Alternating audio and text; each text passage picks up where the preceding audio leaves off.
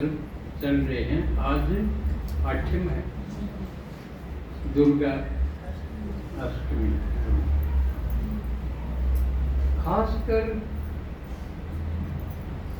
इस नवरात्र में देवियां 3 ही मुख्य ली, सरस्वती, दुर्गा और लक्ष्मी।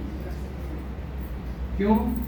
इन तीनों की ज्यादा जरूरत है जीवन में। धन बिना भी काम नहीं चल रहा। मैं जाना हो तो रुपये नहीं हो तो कोई तुमको वाला ना बैठा, इसलिए धन भी जरूरी है। और साधु संतान ने धन को माया कह दिया है, लेकिन माया तो बाबा ने बताया 5 विकार है। धन माया नहीं है, ये काम की चीज है। सतयुग में खूब होगा, संपन्न होंगे, हम भरपूर होंगे। और धन कमाना बुरा भी नहीं है, लेकिन बुरा संगम युग पे है। अगर सारा समय उसमें ला दिया तो हमने कीमती चीज घटिया चीज खाकर ला दी। धन से कीमती समय है, और वो भी संगम युग का खास कर। तो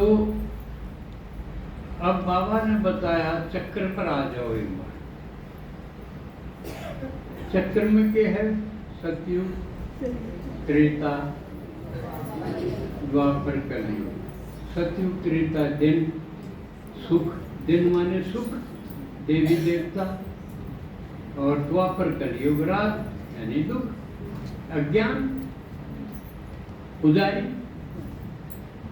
तो हमें पता नहीं था कि ये देवी देवता कहाँ गए। वो भी 2 प्रकार के हैं। एक तो डंसर के आत्मा हैं, जिनके जुकरादमिया के वो हैं 2 हाथ 2 पांव। जुकर राम है, कृष्ण है, ये ठीक ठाक है।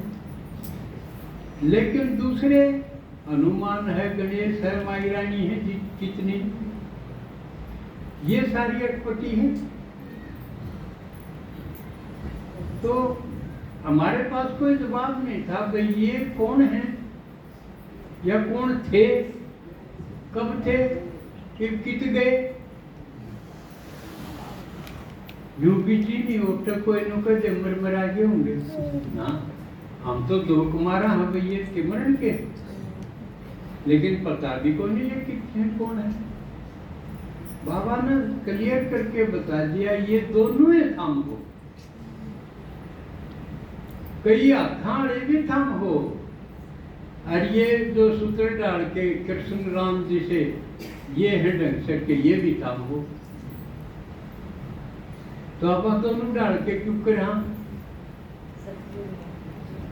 संगम युग पे तो ये अटपटे जो दिखाए हैं ये तुम्हारा रूप है संगम युग का, यानी पुरुषार्थी रूप का। क्योंकि पुरुषार्थ हमने ऐसा कराया है कि साधारण आदमी तो कई गुना आदमी सोचे नहीं सकता कि यूं कर सके है। 8 भी बात है, हम कई बार सेवा करने जावा, कई बार अयो काम पड़ा, अयो काम पड़ा, उसे उड़ देना। लेकिन जिन्होंने देवता पद प्राप्त करा उन्होंने घर का काम भी करा और सेवा भी करी। जब उनका कोई हाथ दिखाए, मान लिया किसी का 4 हाथ है तो और उन आदमी का 2, तो इसका मतलब वो 2 हाथ जितनी कीमत है उसमें। 4 हाथ का मतलब तो यू है 2 हाथ का हूँ 4, तो इसका मतलब 2 हाथ जितनी कीमत है उसमें। उसकी कार्य क्षमता, उसकी योग्यता, तो वह बड़ी क्यों करे। वह भगवान के साथ होने तो बढ़ गई। किसी के 8 है तो इसका मतलब 4 वर्ग जितना कर सके है वो। उसने लखन आ गया, सूर भी आ गया, भगवान की मदद भी लेनी आ गई। तो वो घर का भी काम करे और इतनी और दूर क्यों जाओ, अपने दीदी है, एक तो इसकी माँ भी कौन है, इसका घर का काम और कौन करे। और सेवा भी 70-80 पाठशाला है वो भी संभाले, सर्विस भी करे, तो क्या थाली हुई या न्यू है। तो अगर पुरुषार्थ में हम यह हिम्मत ना करा तो आगे वो देवता भी ना बना।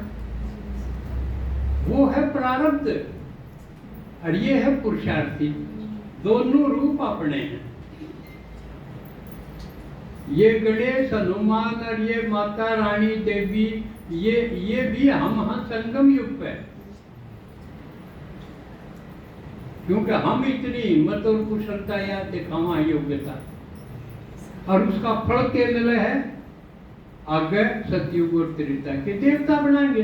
तो दोनों हम ही हुए ना, एक पुरुषार्थी रूप है हमारा और दूसरा जो मिलेगा वो प्रारब्ध है। बात समझ में आई कुछ? तो ये नवरात्र हैं, ये हमारे पुरुषार्थ कर्ण के हैं।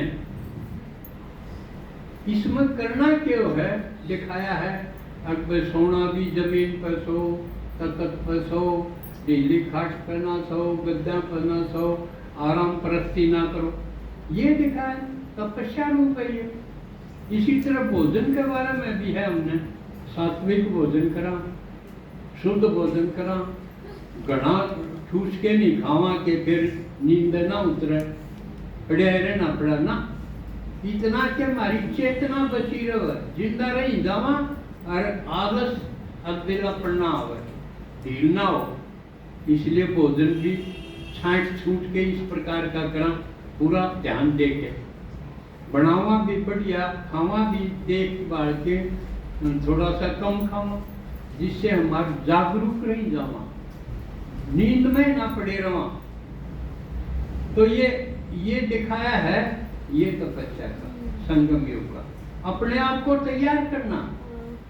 कि दो बात है, अगर राजा बनाएंगे एक तो प्रजा चाहिए, वो सेवा तो बनाएंगे, लेकिन राजा भी तो ऐसा होना चाहिए उसमें हिम्मत हो, नहीं तो प्रजा है उसने घींच के नीचे गिर देगी।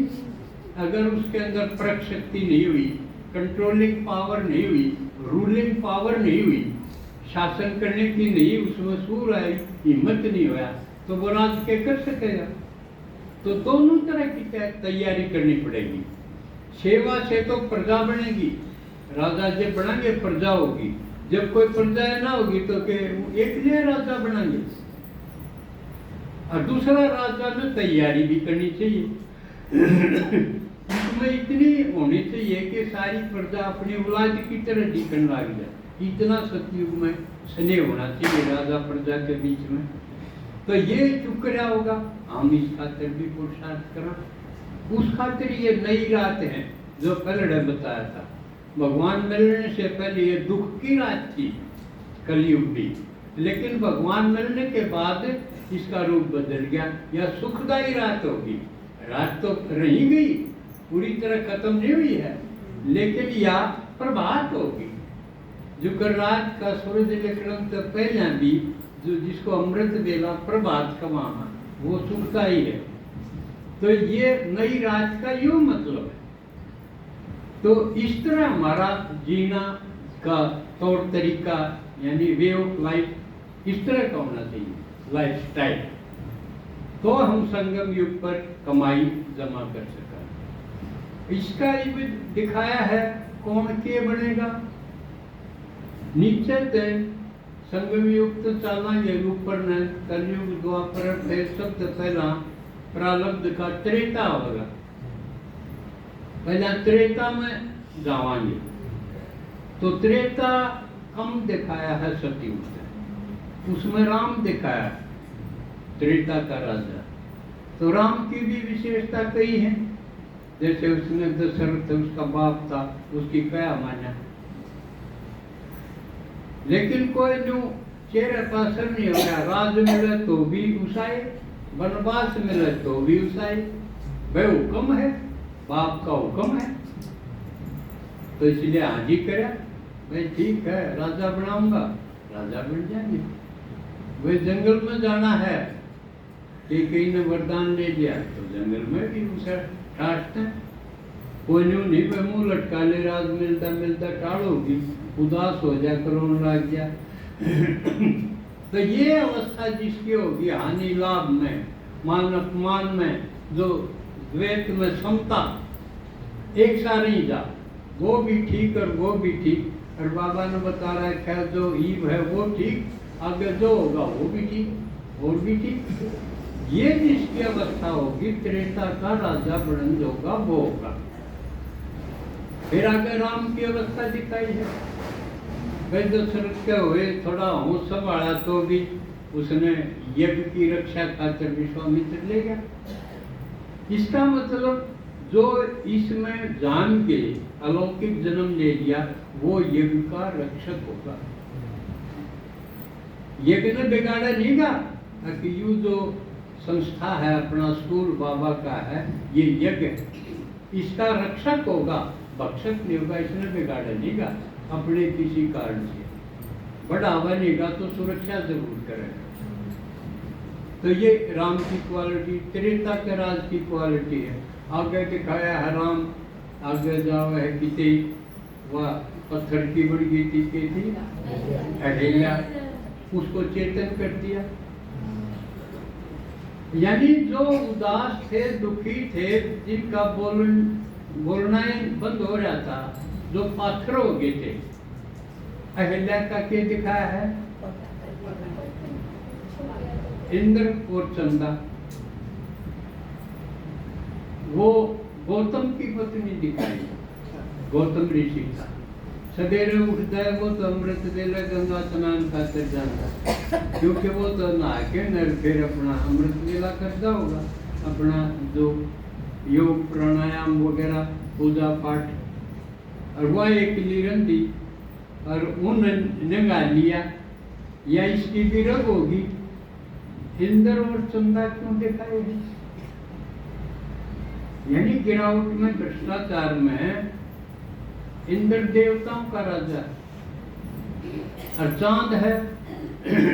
चांद के साथ आप तुलना करा सुंदरता की। यानी आमतौर पर दो चीज गिरावट की आ जाए। इंद्र है धन, ये देवता का राजा है, यानी धन भी अपार है उसके पास, पद भी है। या तो आदमी उसमें लालच में गिरा है, इस पास पद है, धन है तो किमें मिलेगा। या दूसरा चांद दिखाया है, इसका मतलब रूप के आकर्षण में गिरेगा। ये किसी कोई नहीं बताओगा, ये वो रहस्य बता रहा। इंद्र और चंदा क्यों दिखाए हैं गौतम की पत्नी के साथ, वो भी आगे पीछे, क्योंकि एक तो पद और धन की लालसा और दूसरा रूप की लालसा, दोनों गिराने वाले एक्टर ये दिखाए हैं। तो द्वापर कलयुग में ये आत्माएं इस प्रकार इसी होगी, और जिसकी चोरी पकड़ी जा वो बोलन जो गर्व है, उसका लेकड़ना है मुश्किल हो जाए। इस तो उसने कहा है कि वो पाथर की होगी। जो बोलन जो गाने किते मुंह दिखान जोगा, उसने के ये पाथर हो गया जमा। तो न्यू थी वह पत्थर की, असली की पत्थर की नहीं, जमा पुत होगी बोलन जोगी नारी। लेकिन शिव बाबा वह जन्म कहते कोई बात नहीं, पिछली सारी माँ खत्म। क्योंकि शिव बाबा न्यू को नहीं देखता इसने कितने पाप कर रखे।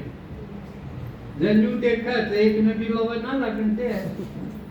अरे सब ने सर पर बिठाओ, मीठे बच्चे हैं, कितने सेट के ताज बच्चे कितने प्यार से मिले हैं। इसका मतलब पाछला को नहीं देखता हो, पाछला का बिंदी करके ला के ना आगे खातिर बनाने की तैयारी। और ये सिखावा है तो बीती है उसको बिंदी करो और आगे पुरुषार्थ में लग जाओ, समय बर्बाद नहीं करो। तो ये देखा तो न्यू एक अहिल्या नहीं, एक एक दिखाए है रामायण में तो रामलीला में। लेकिन जुकर बाबा कहे एक सीता की बात नहीं, तुम सब सीताएं हो। एक अहिल्या की भी बात नहीं, सभी अहिल्याएं हैं। क्योंकि द्वापर कलयुग में सब न खोट करे हो गए। चाहे किसी के दिख जाए चाहे किसी के ना दिखे, बाकी करे और के है मन मत पे परमत पे और करे के है गलतियां करी है, इसलिए 63 जन्म का पापों का बोध बाबा बता।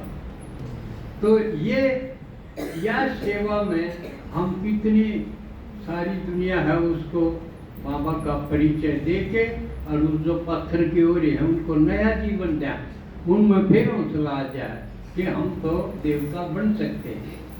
ये सेवा करें। आगे बेचारे कितने भगत हैं, बाट देखे हैं कदे न कदे, कभी न कभी, कहीं न कहीं। अब भगवान आओगा जरूर, बेशक परिचय ना हो लेकिन बाट जरूर क्या एक न एक दिन आओगा जरूर। वह बेचारी बिलड़ी बाट देख दी रही तो उस दौरे उसको भी भक्ति का फल दिया। तो बाबा के तो है मैं भक्ति का फल दे के आऊँ।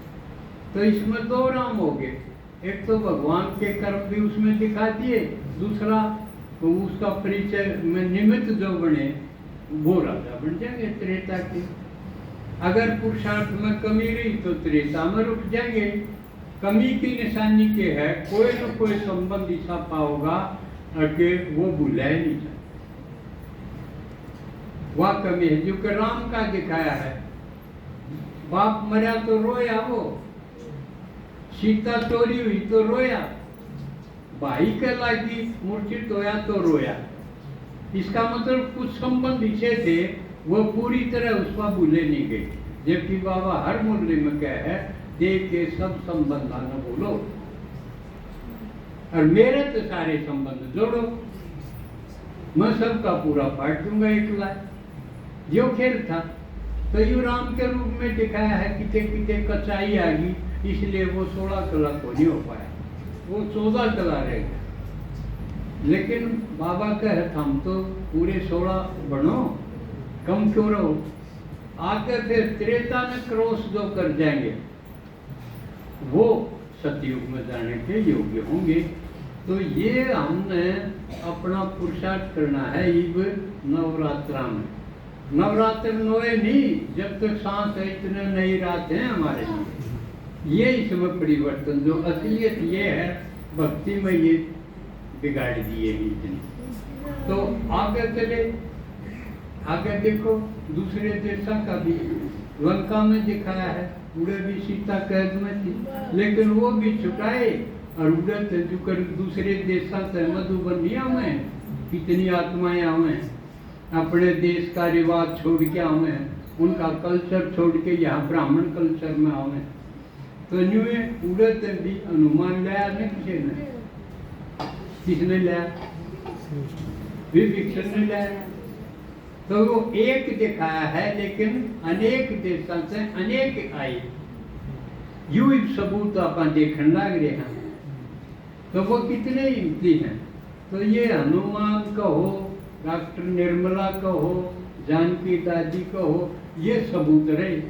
कोई न्यू नहीं कह सकता भाई कौन कर सकता है, कोई सबूत तो दिखाओ। ये तो अपने सामने निरे सबूत है ये कि विदेश में सेवा करके विदेश क्या नदी लाए हैं। और ये जब इन खातिर विमान पे जय भगवान तो ये सदगति में भी के कसर रहेगी। तो ये सारा रहस्य क्योंकि काफी समय ले लिया मैंने, एक चीज और रहेगी भाई,